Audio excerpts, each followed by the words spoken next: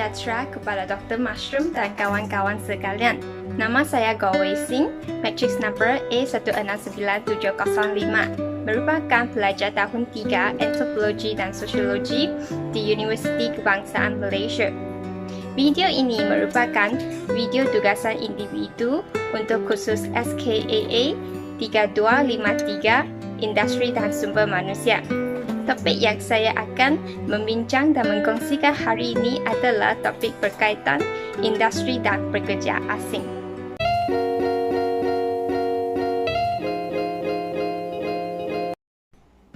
Seperti yang kita tahu, topik pekerja asing merupakan isu yang sangat hangat dan selalu dibincangkan oleh masyarakat. Pekerja asing atau dikenali sebagai buruh asing merupakan pekerja yang datang dari negara luar yang bekerja di Malaysia bagi sesuatu tempoh yang tertentu.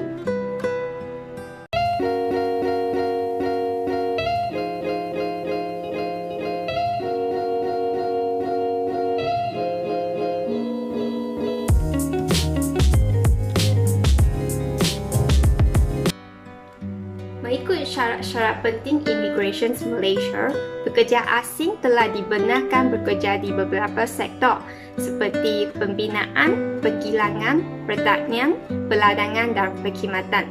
Tidak dapat dinafikan, pekerja asing telah mendominasi sektor penting di Malaysia.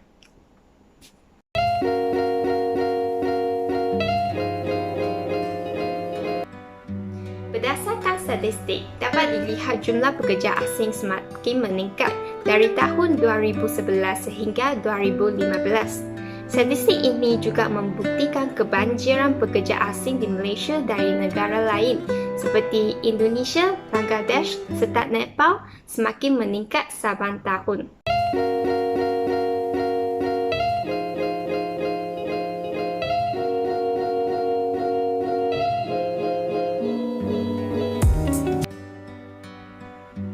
Oleh itu, kegusaran yang berlaku di kalangan rakyat telah mengatakan masalah kebanjiran pekerja asing akan membawa kepada masalah seperti masalah sosial di samping peluang pekerjaan tempatan yang patut diisi oleh rakyat tempatan kini kian terhad.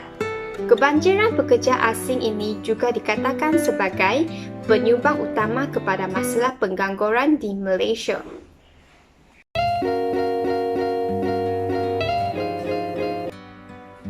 Demi mengatasi kebanjiran pekerja asing, Kongres Kesatuan Sekerja Malaysia telah mengesah kerajaan untuk menghantar pulang balik pekerja asing tanpa izin dan pekerja asing berdokumen ke negara masing-masing demi menjamin peluang pekerjaan rakyat tempatan, terutamanya bagi tempoh pandemik coronavirus. Walau bagaimanapun, sama ada suka atau tidak, kemasukan pekerja asing di negara ini ada kebaikan dan keburukannya. Hal ini dikatakan kerana pekerja asing telah memainkan peranan yang penting di sebahagian sektor utama di Malaysia. Jika lihat dari perspektif sumber manusia, pekerja asing adalah sangat diperlukan, terutama bagi sektor yang kurang sambutan dari pekerja tempatan. Melalui statistik, pekerja asing terus mendominasi sektor seperti pembinaan, pembuatan dan peladangan. Hal ini dilihat kerana pekerja tempatan terus menganggap sektor-sektor tersebut adalah bahaya, susah dan kotor atau dikenali sebagai 3D, iaitu dirty, dangerous dan difficult.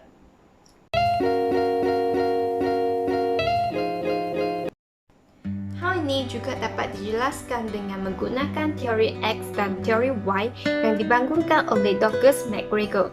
Teori X telah menjelaskan penggelakan pekerjaan berlaku adalah dengan alasan malas dan sebab mahukan keselamatan.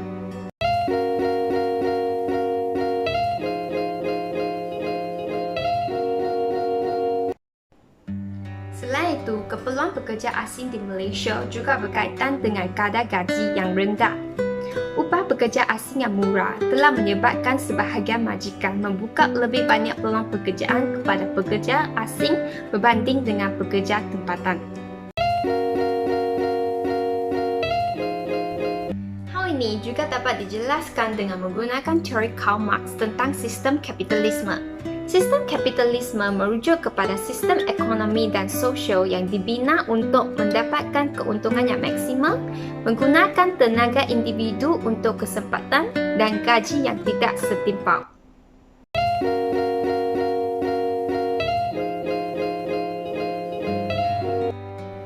Seterusnya, dalam video ini saya juga ingin menerangkan hubungan antara industri dan pekerja asing di Malaysia.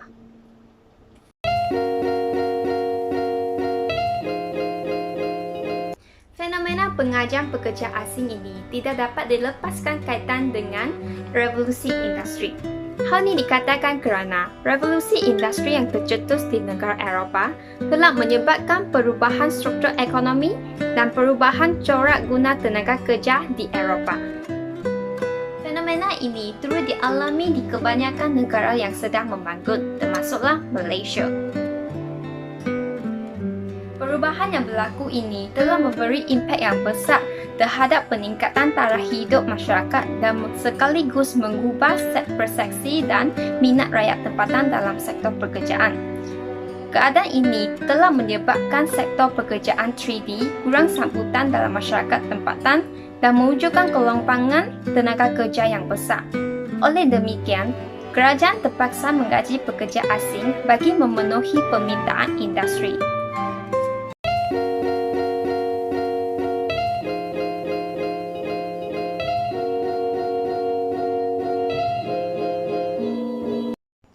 Secara kesimpulan, pada pendapat saya, berhadaran balik pekerja asing bukan satu penyelesaian bagi isu pekerja asing.